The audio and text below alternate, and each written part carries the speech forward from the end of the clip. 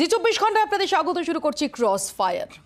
আমরা সাম্প্রতিক অতীতে বঙ্গ রাজনীতির যে চাপানোতর দেখছি তার কেন্দ্রবিন্দুতে বাঙালি আবেগ জানিয়ে একাধিকবার আমরা এই ক্রস ফায়ারেও আলোচনা করেছি এবং একাধিক নেতা যুযুধান দুপক্ষের একাধিক নেতার কথাই বাঙালি আবেগের প্রসঙ্গটা বারবার ঘুরে ফিরে আসছে, যার কেন্দ্রবিন্দুতে কখনো রবীন্দ্রনাথ, কখনো বিদ্যাসাগর, কখনো বিবেকানন্দ, আর একদম হালে অমর্ত্য সেন। একটা জমি সংক্রান্ত বিষয়কে কেন্দ্র করে বিতর্ক এবং যেটা সেই গণ্ডি ছাপিয়ে এই মুহূর্তে পৌঁছে গেছে একদম বাঙালি আবেগের দোরগোড়ায়। আর যে কথা মাথায় রেখে বিজেপি অবস্থান নিয়েছিল যে অমর্ত্য সেনকে এই ইস্যুতে আক্রমণ থেকে বিরত থাকবেন দলের নেতারা, কিন্তু আজকে দেখা গেল যে দিলীপ ঘোষ তিনি আবারও আক্রমণ শানালেন লাভ জিহাদ ইস্যুকে কেন্দ্র করে। এই সমস্ত নিয়ে আমরা আলোচনা করব। আমাদের সঙ্গে সরাসরি আজকে ক্রস ফায়ারে যারা উপস্থিত রয়েছেন তাদের সঙ্গে পরিচয় করিয়ে দিই। আমাদের সঙ্গে সরাসরি রয়েছেন তৃণমূল কংগ্রেসের পক্ষ থেকে নির্বেদ রায়, আমাদের সঙ্গে রয়েছেন বিজেপির পক্ষ থেকে দীপ্তিমান সেনগুপ্ত এবং রয়েছেন রাজনৈতিক বিশ্লেষক সঞ্জয় সোম। আমি আলোচনায় আসার আগে একবার দেখাবো বাঙালি আবেগে বাংলা জয়ের কৌশল। তাই বাঙালির আইকন অমর্ত্য সেনদের নিয়ে ঘাটাঘাটি নয়, বিজেপি নেতৃত্বের এই নির্দেশ থোড়াইকে আর ফের অমর্ত্যকে নিশানা দিলীপ ঘোষের। যে বিদেশে থাকা এখানকার নাগরিক দ্বিতীয় বিবাহ করে বিদেশি, তিনি নোবেল পেয়ে যান। এটা আমরা ধারাবাহিকতা দেখছি, পরপর তো দেখলাম আমরা। 1 বছর 2 মাস আগে নিশানায় ছিলেন নোবেল জয়ী অভিজিৎ বিনায়ক বন্দ্যোপাধ্যায়। তখন অভিজিৎ বিনায়কের মা চ্যালেঞ্জ ছুড়ে বলেন, যারা এটা বলছেন তারা একজন বিদেশি বিয়ে করে নোবেল পেয়ে দেখান তো। ভোটের ঠিক আগে রাজ্য রাজনীতিতে ভেসে উঠছেন অমর্ত্য সেন। তাকে টার্গেট করে একের পর এক মন্তব্য। কারণ উনি 3 বার 3 ধর্মে বিয়ে করেছেন, তার তো বলার নৈতিক অধিকার নেই। যে দেশ ছেড়ে পালিয়ে গেছে, দেশের মানুষের দুঃখে কষ্টে নেই, দুর্ভিক্ষে নাই, আমফানে নাই, মহামারীর সময় নাই, তাদের এই ধরনের নীতি কথা শুনতে আমরা প্রস্তুত নাই। ভালোবাসায় জিহাদ থাকতে পারে না, অমর্ত্যর এই মন্তব্য না পছন্দ। প্রতিটি বিতর্কে পাশে থাকার জন্য মমতা বন্দ্যোপাধ্যায়কে চিঠি, সেটাও পছন্দ নয়। কিন্তু যে ধরনের মমতা ব্যানার্জির সঙ্গে যে রাজনীতিটা উনি করছেন, ওনার সঙ্গে মিশে গিয়ে ওনার ভাষায় কথা বলে, সেটা আমার মনে হয় সেটা থেকে বিরত থাকলে আমার মনে হয় ওনার যে একটা বিরাট বড় স্ট্রেচার সেটা আরও এস্টাবলিশ হবে। অমর্ত্য সেন তার বক্তব্য জানিয়েছেন। এখন বিজেপি যদি সব ব্যাপারে মমতা বন্দ্যোপাধ্যায়ের ভূত দেখতে আরম্ভ করে, এটা তো বোঝাই যাচ্ছে বিজেপির দেউলিয়া রাজনীতিটা কোথায় গিয়ে দাঁড়িয়েছে। মতবাদে মিললেই বলেই বারবার আক্রমণ। অমর্ত্য, অভিজিৎ বিনায়ক, এই নামগুলোতে কি ভূত দেখেন দিলীপ ঘোষ, রাহুল সিনহারা? কোনো পার্টি বা কোনো বিশেষ বিচারধারা যদি কথা বলেন, তাহলে আমরা ভাববো কি ভুল লোককে দেওয়া হলো পুরস্কার। প্রতিটি নিয়ে বিতর্ক শুরুর পরেই আক্রমণ। দিলীপ ঘোষরা ভুল লাইনে খেলছেন, বুঝতে গেরুয়া শিবিরের দেরি হয়নি। অমর্ত্য সেনকে আক্রমণের পথ থেকে সরে আসার সিদ্ধান্ত হয়। রাজ্য নেতৃত্বের কাছে এ নিয়ে স্পষ্ট নির্দেশ পাঠানো হয়। কেন এমন নির্দেশ পাঠানো হলো? টুকরো টুকরো কিছু ছবি আর ঘটনাকে জুড়লেই স্পষ্ট হবে বিজেপির বাঙালিয়ানে। মমতা বন্দ্যোপাধ্যায়ের বহিরাগত আক্রমণ সামলাতে বাঙালি আবেগী বিজেপির হাতিয়ার, আর অমর্ত্য, অভিজিৎ বিনায়করা বাঙালির আন্তর্জাতিক আইকন। বাঙালি আবেগ কতটা গুরুত্ব রাখে বিভিন্ন ঘটনাতেই তা স্পষ্ট। কবিগুরুর জন্মস্থান ভুল বলে সোশ্যাল মিডিয়ায় ট্রোলড কেন্দ্রীয় মন্ত্রী। রবীন্দ্রনাথকে একদা বুর্জোয়া কবি বলা নিয়ে ভুল স্বীকারে বাধ্য হয় বামেরা। বাঙালি আবেগ নিয়ে দলের নীতির উল্টো পথে রাজ্য নেতারা। শীর্ষ নেতৃত্ব এবার কোন পথে হাঁটবে? রাজনৈতিক মহল বলছে সেটাই কিন্তু বুঝিয়ে দেবে বিজেপির আন্তরিকতা। ব্যুরো রিপোর্ট, জি 24 ঘন্টা। আমি দীপ্তিমান বাবুর কাছে শুরুতে আসবো। দীপ্তিমান বাবু, যখন দাঁড়িয়ে আপনারা বাঙালি আবেগের কথা বলছেন, তাকে সামনে আনার কথা বলছেন, আপনাদের একের পর এক শীর্ষ নেতা তাদের কথায় কখনো রবীন্দ্রনাথ ঘুরে ফিরে আসছেন, কখনো বিবেকানন্দ ঘুরে ফিরে আসছেন, কখনো বিদ্যাসাগর, ঋষি অরবিন্দ ঘুরে ফিরে আসছেন, সেই সময় অমর্ত্য সেন, যাকে নিয়েও বাঙালির আবেগের খুব কমতি কিছু নেই, তাকে নিশানা, এবং সেটাও এই রকম ভাষায়।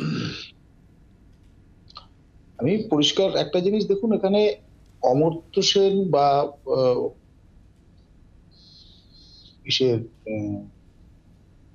বিনায়ক বন্দ্যোপাধ্যায় যাই হোক না, এই যারা সম্প্রতিকালে নোবেল পেয়েছেন তাদের কাজ সম্পর্কে, কিন্তু তাদের কাজের গুরুত্ব কতটা সেটা নিয়ে কিন্তু কেউ প্রশ্ন করে।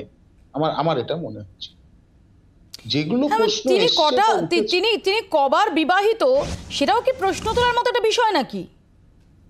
না, আমি আসছি, আমি আমার কথাটা বলে নিই, তাহলে আপনার কাছে খুব পরিষ্কার। সেটা হচ্ছে তাদের কাজের বিষয় নিয়ে সেটা হয়, যেটা হয়েছে তাদের ব্যক্তিগত জীবনের কিছু বিষয় থাকে, এবং আইকন হতে গেলে একজন মানুষ যখন আইকন হয় তখন সেই আইকনের কিছু কিছু আমাদের যে সমাজ, সেই সমাজে কিছু বিন্দু থাকে, যে বিন্দুগুলোকে আমরা ধরি। আমরা রবীন্দ্রনাথও পেয়েছেন, নোবেল পেয়েছেন। এবার আমরা যদি রবীন্দ্রনাথের জীবনের সঙ্গে অমর্ত্য সেনকে আমরা কম্পেয়ার করি, রবীন্দ্রনাথের যে বিস্তৃতি তার সঙ্গে যদি অমর্ত্য সেনের কম্পেয়ার করি, আমাদের মনে হয় কোথাও একটা ভুল হবে। না, ব্যক্তি জীবন আপনি টানবেন কেন? আপনি আমাকে এক্সপ্লেন করুন, আপনি ব্যক্তি জীবন টানবেন কেন? প্রথমত, দ্বিতীয়ত রবীন্দ্রনাথ ঠাকুর, তার ব্যক্তি জীবন নিয়েও তো নানা রকমের চর্চা রয়েছে। আমার কথাটা কে বলে দিল যে একজনকে আইকন হতে গেলে তার ব্যক্তি জীবনকে টেনে এনে যে কোনো রকম আক্রমণ শানানো যায়? ব্যক্তি জীবনের, আচ্ছা, এবং আইকন আপনার কথা মতো আপনার বেঁধে দেওয়া কোট অ্যান্ড কোট শুদ্ধাচার মেনটেন করে চলবেন তার ব্যক্তিগত জীবনে। কেন ব্যক্তিগত পরিসরকে, তাহলে আপনার কথাতেই স্পষ্ট আপনি ব্যক্তিগত পরিসরকে স্বীকার করছেন না। একজন নোবেল জয়ী, তার কাজ, সমাজে তার অবদান, সেটাই বিচার্য, তার ব্যক্তি জীবন কেন বিচার্য হবে? আপনার প্রশ্নটা শেষ হলে আমি উত্তরটা দিই। আপনার প্রশ্নটা শেষ হয়েছে? হ্যাঁ, অফ কোর্স, প্লিজ উত্তর দিন।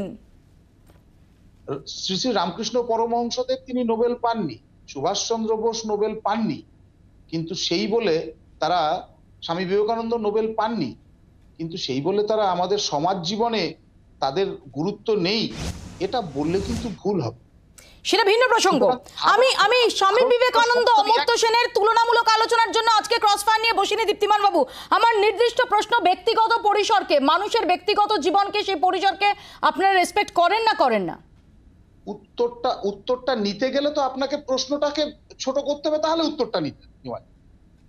বিষয়টা হচ্ছে যে আমাদের এখানে মানে যেটাকে আপনি আইকন বলছেন, সেই আইকনিক ক্যারেক্টারটা, উনি শিক্ষিত, উনি অনেক পুরস্কার পেয়েছেন, তার একটা মাপকাঠি। কিন্তু আইকন, বাঙালির জীবনে আইকন, সে আইকন হতে গেলে কিন্তু তারও একটা মাপকাঠি হবে। কি মাপকাঠিটা কি? মাপকাঠি তিনি কটা বিয়ে করেছেন? সোজা কথাটা সোজা ভাবে বলুন দীপ্তিমান বাবু, হ্যাঁ কি না? মাপকাঠিটা কি হবে? তিনি কটা বিয়ে করেছেন? প্রশ্নটা এখানেই আসছে। দুটো জিনিসকে গুলিয়ে ফেললে হবে না। একটা হচ্ছে আমি তো গোলাচ্ছি নাই। আপনি বলেন মাপকাঠি, একটা বাঙালি আইকন হতে গেলে কি করতে হবে, আপনার মাপকাঠিটা কি? তিনি কটা বিয়ে করেছেন? কোথায় লেখা আছে বাঙালি আইকন হতে গেলে তিনি কি করবেন তার ব্যক্তিগত পরিসরে, সেটা বেঁধে দেওয়া আছে? কোথায় আছে বলুন? রাখে, এটাই আমাদের সমাজ। আপনি কি মনে করেন যে আমাদের সমাজে ব্যক্তি জীবনের কোনো গুরুত্ব নেই? আপনার কি এটা ধারণা যে একটা মানুষ যদি ব্যক্তি জীবনে, বিকৃত জীবনে, মানে কার ব্যক্তি জীবনে কি হবে, তিনি কটা বিয়ে করবেন, সেটাও আপনি নির্ধারণ করে দেবেন এবং সেই অনুযায়ী আপনি ঠিক করবেন যে তার নোবেল পাওয়াটা উচিত হয়েছে কি হয়নি? বলতে চাইছেন যে শিক্ষাই একমাত্র মাপকাঠি, তিনি কতটা শিক্ষিত হবে? তাহলে তো আমি বলছি যে রামকৃষ্ণ পরমহংসদেব একেবারে। ব্রাত্য বসু রাজ্যের মন্ত্রী, তিনি আমাদের সঙ্গে রয়েছেন না। ব্রাত্যবাবু, মৌপিয়া কথা বলছি। ব্রাত্যবাবু, আমরা দেখলাম যে অমর্ত্য সেনের ব্যক্তিগত পরিসর নিয়ে দিলীপ ঘোষ আজকে আক্রমণ শানিয়েছেন। দীপ্তিমান সেনগুপ্ত বলছেন যে তিনি বাঙালির আইকন হতে গেলে কিছু মাপকাঠি দরকার, তিনি নোবেল, তার কাজ, সেটা নিয়ে কেউ প্রশ্ন তুলছে না, কিন্তু তার বাইরে বাঙালির আইকন হতে গেলে একটা মাপকাঠি দরকার। কে দীপ্তিমান সেনগুপ্তটা কে? বিজেপির প্রতিনিধি। আচ্ছা আচ্ছা, নমস্কার। হ্যাঁ, আচ্ছা, বলছি যে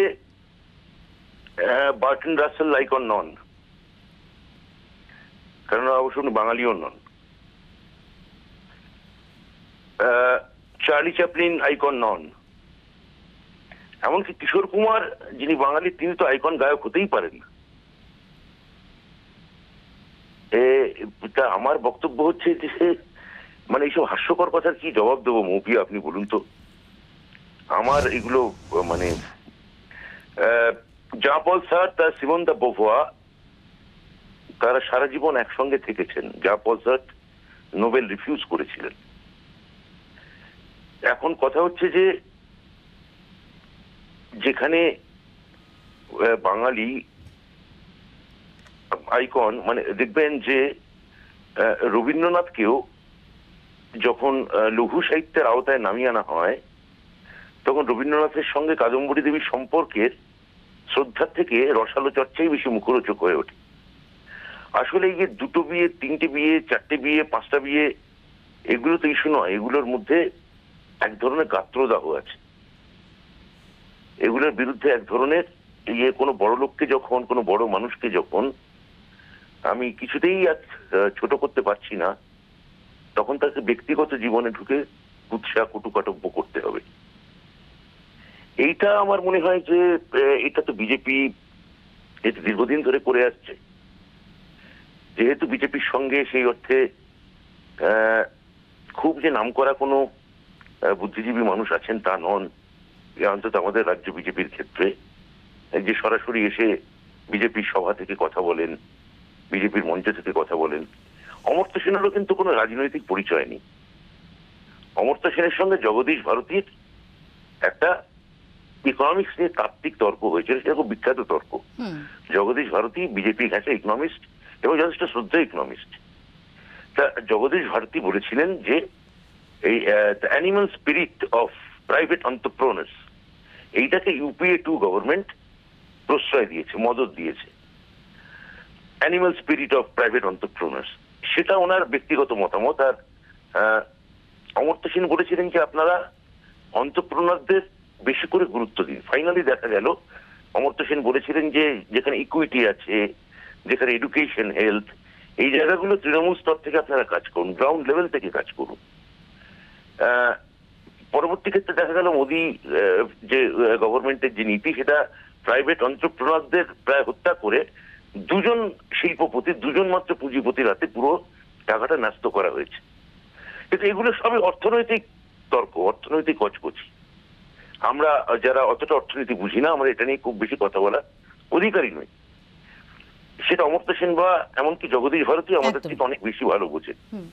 কিন্তু তার জন্যে আপনি বিরোধী বলে আপনি তাকে বাড়ি ছাড়া করতে চাইবেন, আপনি তাকে বলবেন অযোগ্য নোবেল প্রাপক, আপনি তার বিয়ে তিনি কটা করেছেন সেই সব সুযোগ সন্ধান করবেন, তিনি বাড়িতে পাজামা পরেন না প্যান্ট শার্ট পরে থাকেন, রান্নাঘর দিয়ে উঁকি দেবেন।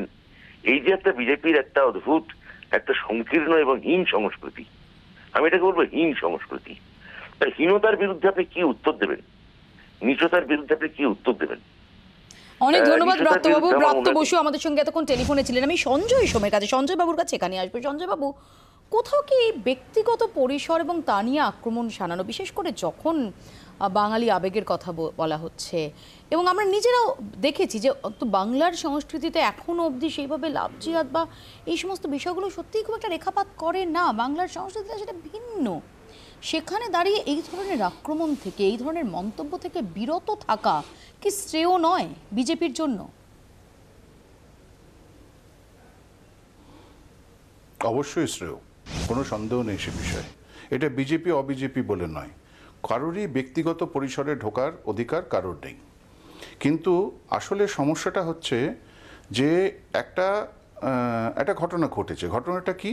সেটা হচ্ছে 1908 সালে ক্ষিতিমোহন সেন, অর্থাৎ প্রফেসর অমর্ত্য সেনের দাদু, অত্যন্ত শ্রদ্ধেয় মানুষ, তিনি শান্তিনিকেতনে যান এবং তারপরে শান্তিনিকেতন গঠনের পেছনে তার এখানে এই বিষয়টা নিয়ে আমরা জাস্ট 3 দিন আগে, সঞ্জীব আমি একটু ইন্টারাপ্ট করছি, কারণ এই বিষয়টা নিয়ে আমরা 3 দিন আগেই ক্রস ফায়ারি করেছি। আমার এটাই প্রশ্ন যে ওই জমিতে 13 ডেসিমেল জায়গা, সেটা সত্যি সত্যি অকুপাই করে রেখেছে কিনা প্রতীচী, এটা নিয়ে তর্ক হতে পারে, এটা নিয়ে চর্চা হতে পারে, এটা নিয়ে হচ্ছেও। ডেফিনেটলি কেউ মনে করছেন যে এর নেপথ্যে রাজনীতি আছে, কেউ মনে করছেন যে না তিনি নোবেল জয়ী মানেই কি তিনি সমস্ত আইনের ঊর্ধ্বে। কিন্তু প্রশ্নটা হচ্ছে যে তার ব্যক্তিগত পরিসরকে কেন এইভাবে রাজনীতির আঙিনায় টেনে আনা হবে? আমি এই প্রসঙ্গেই আপনাকে এটার মানে এই জিনিসটা টানছিলাম খালি একটা জায়গায় পৌঁছবার জন্যে। সেটা হচ্ছে যে আলটিমেটলি 125 না 138 ডেসিমেল, এই তো ঘটনা। এবং সেখানে আশুতোষবাবু, অমর্ত্যবাবুর মতে আশুতোষবাবু অর্থাৎ ওনার বাবা এই 13 ডেসিমেল প্লট কিনেছিলেন এবং অ্যাডজাসেন্ট প্লট, এইটা এবার বিএলআরও ডিসাইড করবে। মুশকিলটা কোথায় জানেন? মুশকিলটা হচ্ছে আমরা যাদের আইকন বলে মনে করি এবং যারা সত্যি সত্যি শ্রদ্ধেয় মানুষ, জ্ঞানী মানুষ, তাদের যে ব্যবহার, সে ব্যবহারের মধ্যেও কিন্তু একটা উদারতা থাকা প্রয়োজন। অমর্ত্যবাবুর যে কথাটা উনি বিশ্বভারতীর ভাইস চ্যান্সেলরের সম্বন্ধে বলেছেন, সেটাও কিন্তু একেবারেই ব্যক্তি আক্রমণ এবং সেটাও অনভিপ্রেত। আমি কিন্তু কোনোভাবেই তার মানে আপনারা কখনো ভাববেন না যে ওনার বিরুদ্ধে যে কথাটা বলা হয়েছে সেটাকে আমি সমর্থন করে কথা বলছি। আমি খালি বলছি যে অমর্ত্যবাবু যে কথাটা বললেন, আফটারঅল প্রফেসর বিদ্যুৎ চক্রবর্তী দিল্লি ইউনিভার্সিটির প্রফেসর ছিলেন, উনি London school of economics and political sciences থেকে পিএইচডি ফেলো একাডেমিক, এবং তার সম্বন্ধে যদি বলা হয় যে having been born and brought up in Shantiniketan, I could comment on the big gap between Shantiniketan culture and that of the VC empowered by the central government in Delhi, এটাও কিন্তু সরাসরি একজন একাডেমিকের বিরুদ্ধে আরেকজন একাডেমিকের ব্যক্তিগত আক্রমণ। খুব ইন্টারেস্টিং পয়েন্ট। আমি এটা নিয়ে নির্বেদ বাবুর কাছে ফিরবো, ছোট্ট একটা বিরতি আমি তার আগে নিচ্ছি। ছোট্ট বিরতির পর ফিরছি, দেখতে থাকুন ক্রস ফায়ার। ফিরলাম বিরতির পর, আমি নির্বেদ বাবুর কাছে যাবো। নির্বেদ বাবু, একটু আগে সঞ্জয় বাবু যেটা বলছেন যে ব্যক্তিগত আক্রমণ হয়তো ঠিকই তার তরতম থাকতে পারে, কিন্তু বিশ্বভারতীর উপাচার্যকে নিয়ে একজন নোবেলজয়ী অর্থনীতিবিদ, একজন শিক্ষাবিদ, তিনি যে কথাটা বলছেন সেটাও ব্যক্তিগত আক্রমণ। ব্যক্তিগত আক্রমণের প্রসঙ্গে সব পক্ষের বিরত থাকা উচিত, এটাই কি স্বাভাবিক নয়?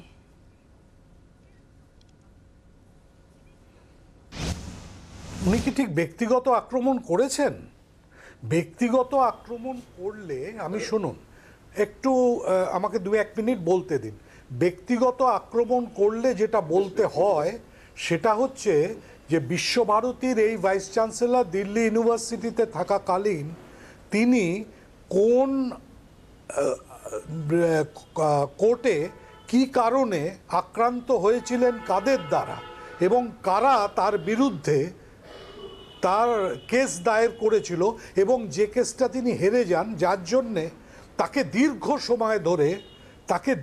সময় ধরে কোনো মহিলাদের তার কোনো করতে ক্লাস নিতে দেওয়া হয়নি। এটা কি উনি জানেন? সঞ্জয় বাবু, এটা যদি হয় হতে পারে, আমি আবার বলছি যে আমি অমর্ত্যবাবুর মানে স্ট্যান্ডার্ডের একজন মানুষ, একজন নোবেল লরিয়েট, তার যে উক্তি, আমি তাকে গুরুত্ব দিচ্ছি। আমি আর 5 জনের সঙ্গে তাকে মিলিয়ে দেখতে পারি না, এবং সেখানে অমর্ত্যবাবু যখন সরাসরি তার একজন কলিগই বলবো, মানে একজন তাকে যখন আক্রমণ করেন, সেখানে নির্বেদা, আমি যদি একটু শেষ করে দিতে পারি, তাকে যখন আক্রমণ করছেন, সেই আক্রমণটা যদি ব্যক্তিগত স্তরে হয়, মানে একাডেমিশিয়ান আরেকজন একাডেমিশিয়ানকে একাডেমিক লেভেলে কোনোভাবে চ্যালেঞ্জ করছেন, দ্যাট ইজ অল রাইট, তাতে কোনো অসুবিধে নেই। এবং এক্ষেত্রে যেহেতু ডিসপিউটটা between the Visva Bharati authorities and one of the লেসিস, সেক্ষেত্রে এটাও তো কোনো ব্যক্তিগত বস্তু নয়, ব্যক্তিগত বিবাদ নয়, এটা তো বিএলআর কাছে গেলেই সোজা, মানে একেবারে সোজা সাপটাভাবে এর একটা সলিউশন বেরিয়ে এইটা আমি সঞ্জয় বাবুর কথার রেস্টে নিয়ে নির্বেদ বাবু একই সঙ্গে জিজ্ঞেস করবো যে ঘটনাটা ঘটেছে, নির্বেদ বাবু, আমি যদি একদম মূল কেন্দ্রবিন্দুটাতে ফিরে যাই আবারও, অর্থাৎ ওই জমি সংক্রান্ত 13 ডেসিমেল সংক্রান্ত একটা বিষয়, এটা জমি সংক্রান্তই, অর্থাৎ এখানে সত্যি বিভ্রান্তি আছে কিনা, সত্যি অকুপাই করে রাখা আছে কিনা, সেটা যেটা বলছেন যে বিএলআর কাছে গেলেই তো জানা যায়, সেটাকে নিয়েও কি কোথাও আপনারাও রাজনীতি করছেন? কি কারণ? এতদিন ধরে অমর্ত্য সেন হয়েই বেঁচে আছেন, এতদিন ধরে তার কাজকর্ম তিনি করছেন, এতদিন ধরে অভিজিৎ বিনায়ক তার কাজ করছেন। বাঙালি হিসাবে আমরা প্রত্যেকে গর্বিত। কিন্তু অমর্ত্য সেন টার্গেট হচ্ছেন বলে বাঙালি আবেগকে উস্কে দেওয়ার একটা প্রয়াস আপনাদের নেই, এটাও কি আপনারা জোর গলায় বলতে পারেন? পরিষ্কারভাবে বলছি, অমর্ত্য সেন নোবেল প্রাইজ পেয়েছেন, পাড়ার কোনো প্রাইজ পাননি, সেটা আন্তর্জাতিক মানের এবং সবচেয়ে উঁচু মানের। সবচেয়ে দুঃখের ব্যাপার যে একটা কথা বললে অত্যন্ত খারাপ লাগবে লোকজনের, কিন্তু আমি মনে করব যে আমাদের সঙ্গে যে ভদ্রলোক বিজেপির আছেন তাকে একটু বলবো যে বিরত থাকুন, কারণ আপনাকে আমি ব্যক্তিগতভাবে কিচ্ছু বলছি না, কিন্তু অশিক্ষিত বলে একটা শব্দ আছে, সেই অশিক্ষিত শব্দটার এমন ভয়ঙ্কর প্রয়োগ এর আগে রাজনীতিতে আমরা কোনোদিন দেখিনি।